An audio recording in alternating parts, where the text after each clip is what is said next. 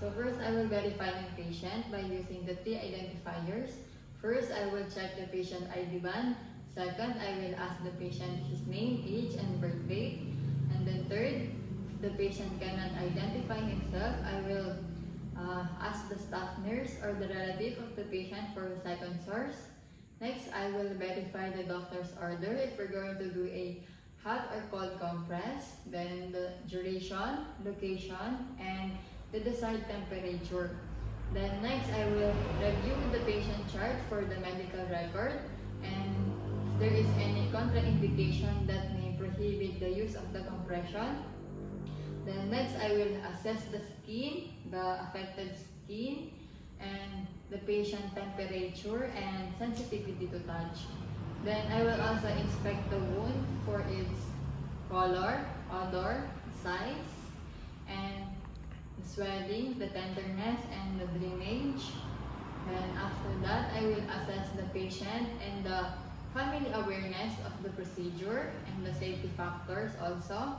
Then after that, I will identify the expected outcomes.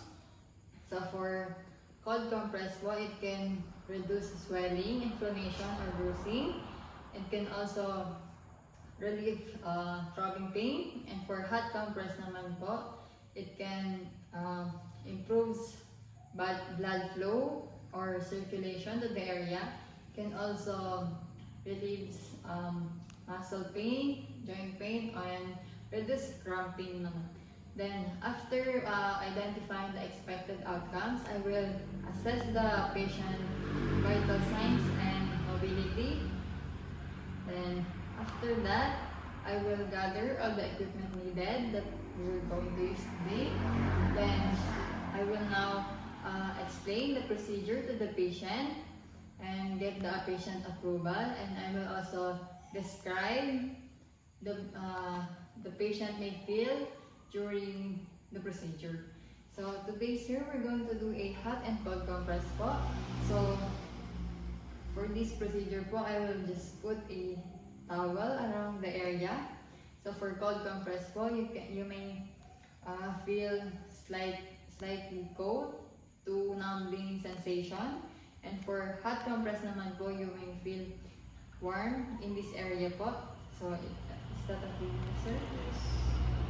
So after getting the patient approval, I will now close the door or the curtains to provide privacy for the patient. Then now I will position my patient to a comfortable position. Sir, are you comfortable na po? So keep the infected area and treat the patient if needed. Then after that, I will perform a hand hygiene.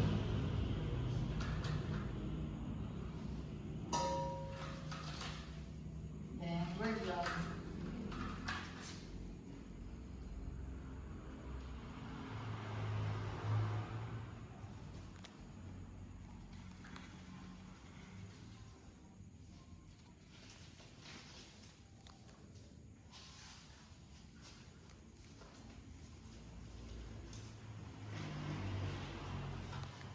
Then after that, I will place a waterproof pad under or towel under the patient. Then after that, I will now submerge the towel in the water.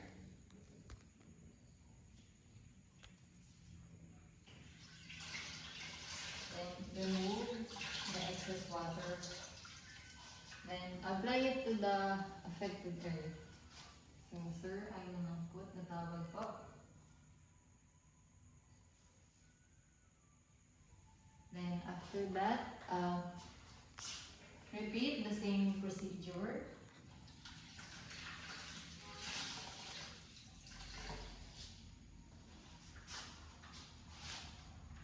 Then after that, check the skin in an appropriate and regular interval.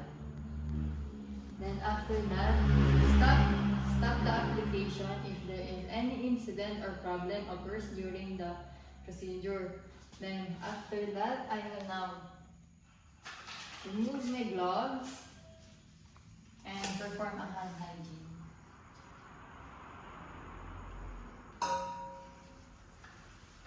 After performing a hand hygiene, I will now reposition my patient into a comfortable position. Then I will remove all the equipment and clean all the equipment that I use, and I will now ask the patient to describe the level of comfortness or any discomfort after the hot and cold compress application. So sir, do you still feel any pain po? No. Any discomfort after the compress? None. So I will now document it and report it to the physician or the nurse.